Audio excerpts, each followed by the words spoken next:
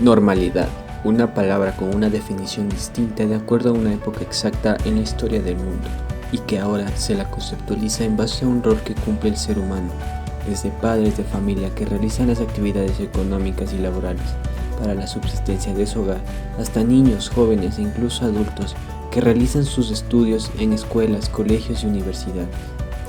Dicho de otra manera, cada persona busca su propia actividad social que le permitiese ser aceptado en ella. En lo que respecta a las actividades, constantemente y en todas partes había eventos sociales, conciertos, eventos deportivos, turismo tanto nacional como internacional y otras actividades que satisfacían al ser humano y dejaba a un lado la más remota idea de los peligros que se corren, tanto predecibles como impredecibles. Uno de estos peligros llegó, y en esta ocasión no fue ni una guerra mundial, un ataque espacial o riesgos naturales, más bien fue un enemigo silencioso que históricamente ya datan registros de su aparición, al cual se le denomina virus.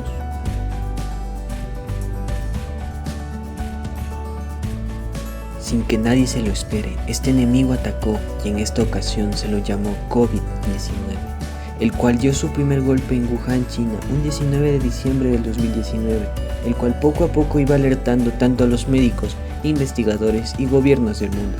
La emergencia llegó a un rango mayor, por lo que un 19 de marzo del 2020, la Organización Mundial de la Salud declaró oficialmente el paso de epidemia a pandemia del nuevo coronavirus, lo que prendió la alarma social a la población. Una de las primeras medidas era tratar de controlar el contagio, suspendiendo así los eventos sociales, deportivos, culturales y otros. Y justamente eso, gente que no lo entendió desde un principio y por lo tanto no acató las medidas de confinamiento, se contagió o simplemente porque no lo conocía y volvió contagiado del exterior sin saberlo y se fue a un evento social y se encontró con 100 gentes y se contagiaron 80 de esas 100 gentes. Y empezó esta realidad tan compleja. Se detuvieron las actividades educativas, de transporte, cierre de fronteras, actividades económicas y el aislamiento social obligatorio en todo el territorio nacional. Esto sin duda traería innumerables consecuencias. El miedo al contagio iba creciendo constantemente en las familias. Las noticias no hablaban de otro tema más que de la pandemia. Los problemas familiares crecían día con día y lo más preocupante, la economía caía constantemente. Para mí ha sido admirable y una experiencia importante en mi vida mirar la capacidad de los quiteños de cumplir una cuarentena jamás vivida.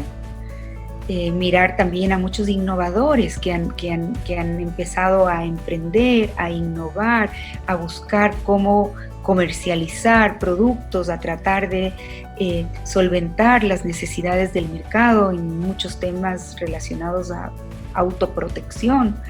Sabemos que el COVID-19 es causante de un ataque agresivo a los alvéolos pulmonares, causando una deficiencia respiratoria grave, el cual entra en el cuerpo a través de las mucosas de la piel como la boca, la nariz o los lacrimales. Por eso mismo recomiendan no tocarse la cara con las manos. El virus sale de unas minúsculas gotitas si alguien estornuda o incluso si habla muy cerca tuyo y esa gotita se salta a tu cara y tú te tocas la cara y te tocas el ojo y entra por tu ojo, por tu nariz o por tu boca. Sin cura conocida como tal y con una vulnerabilidad enorme por parte nuestra, la única manera de afrontarlo resulta en la fortaleza de nuestro sistema, la capacidad inmunitaria. Una vez que el virus entra en los pulmones, nuestras defensas producen una exacerbación inflamatoria rápida. Inmunológicamente, nuestro cuerpo cuenta con un sistema HLA, leucocitos y linfocitos. Entran en acción, por lo que es importante mantener un sistema inmune saludable basado en una alimentación de hierro, zinc, vitamina B, vitamina C y vitamina D. Además, la actividad física ha sido uno de los complementos que ayudan al ser humano a fortalecer sus defensas y a no estresarse con el confinamiento. Esta pandemia ha provocado una cadena de consecuencias que se va reflejando con el paso de los días. Primero, el confinamiento obligatorio, que produjo una economía paralizada y con los ingresos casi nulos de las empresas e industrias, la baja de salarios o incluso el desempleo, las manifestaciones del pueblo que no tardaron en llegar, y con todos estos sucesos nos traen recuerdos de un suceso económico que marcó la historia. Por lo tanto, el país como estructura del Estado tiene una crisis brutal, quizás nunca antes vista, y el mundo va a tener probablemente una crisis económica brutal, probablemente peor que la Gran Depresión. Tal parece que en un estado de derechos y obligaciones como el nuestro, se debería priorizar alguno de los más fundamentales que existen, que es el derecho a la salud, pero que a este se le anteponga a otro, como es el trabajo, que en estos momentos deben ser realizados desde casa por los que pueden, son consideraciones que siempre deben estar presentes. Pero ¿qué pasa con los que no pueden realizar el teletrabajo? Ahora estamos en crisis y las personas más vulnerables se las deja aparte en estos derechos y se las excluye. Parece que no tienen el privilegio de mantenerse saludables. Personas que deambulan por las calles con sesgos de legumbres y frutas que buscan vender algo para solventar la economía de sus familias. Quito tiene a más de la mitad de su población en labor informal. Tenemos 200.000 personas informales que tienen un ciclo de caja diario, que dependen de lo que ganan a diario. Y tenemos también un fuerte tejido empresarial que son pequeñas y medianas empresas. Eso es complicado porque esas pequeñas y medianas empresas no necesariamente tienen oxígeno suficiente si paran. Ya una parada de 70 días les ha causado mucho problema.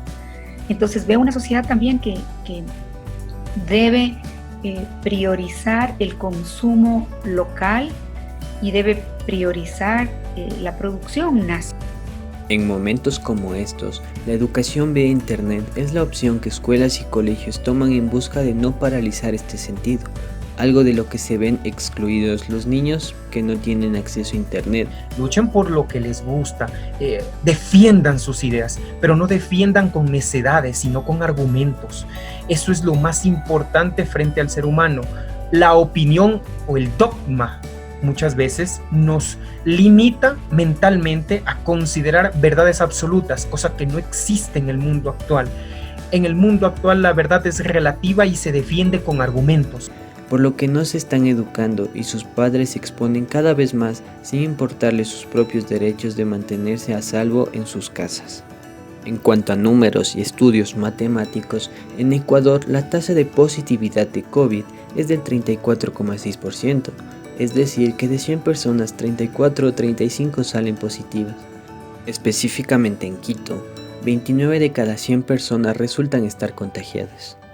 Considerando los datos anteriores, es importante reconocer que la probabilidad de contagio no es muy alta, como lo han sido otras enfermedades que afectaron a la humanidad a lo largo de su historia.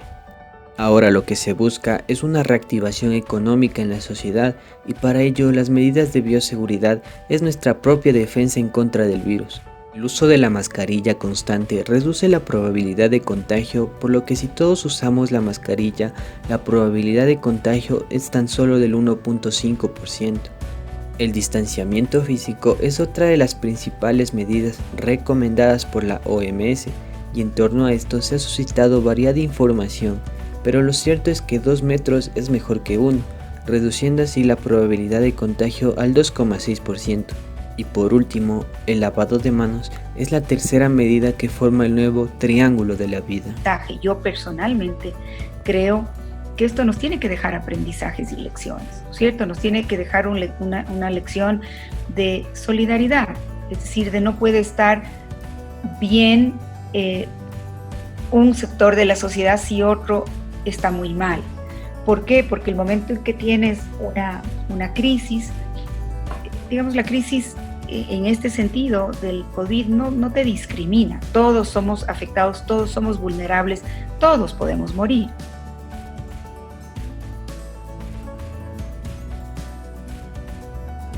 Todo indica a que el nuevo coronavirus llegó para quedarse y no hay que dejar de lado que a pesar de que es un virus altamente contagioso, no es tan mortal como otros virus que ha registrado la humanidad, poniendo como un ejemplo la viruela, que dejó más de 300 millones de muertes y que se transmitía tan solo por el contacto físico. No es la primera pandemia que azota a la humanidad, sí es la primera que quizás mi generación y la de ustedes la ve de cerca, la vive en tiempo real. La humanidad ha superado cosas peores, tales como guerras mundiales, que han marcado la historia dejando un excesivo registro de muertes, incluso más que el COVID-19, y que lamentablemente estas sí han sido provocadas por el ser humano. Es decir, tiene que haber aquí una sociedad mucho más solidaria, una sociedad más empática, una sociedad en la que quienes tienen mejores condiciones y están más acomodados tienen que mirar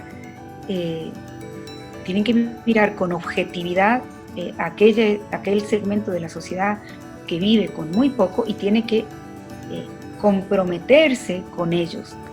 La sociedad antes del virus expresaba un incorrecto modo de vivir, generando contaminación tanto terrestre como marítima, y ocasionaba cambios climáticos los cuales afectaban a la capa de ozono, provocando así pérdida de nuestra naturaleza.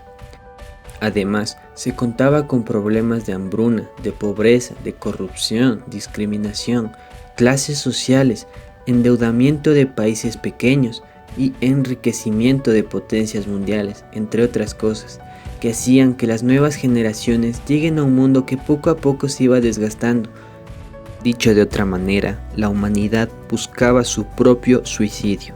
Yo creo que esto debería ser una forma de despertar hacia una era, hacia un nuevo tiempo en la historia humana en que la relación nuestra sea más saludable y más sana con el medio ambiente, menos agresiva, en la que encontremos formas más justas de trabajar, de producir, de consumir, y en que el consumo desaforado no sea lo que esperemos como seres humanos, y por supuesto en que nos relacionemos de manera más sensata con la naturaleza. O sea, creo que esas son lecciones y que tenemos que aprender de esto. Yo no creo que solo por pasar esta pandemia vamos en un mes a ser todos mucho mejores y el mundo va a ser mejor. No lo sé, yo creo que cada uno tendrá su lección adentro. No se queden bajo ningún momento, bajo ninguna circunstancia con lo que les enseñan.